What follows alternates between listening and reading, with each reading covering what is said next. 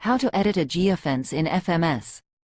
Begin by logging into the Fleet Management System, FMS, for seamless access. To edit a geofence, navigate to the Location section. Click on Geofences within the Location menu. Use the filter icon to customize geofence results by unselecting geofence type categories of your choice. The list will instantly update. Choose a specific geofence to edit it. To edit a selected geofence, click on the three dots. Choose the Edit option from the menu. In the editing interface, you can modify the zone name, geofence code, and category. Please note that the selected area cannot be edited. To change the area, you'll need to create a new geofence and select a different area.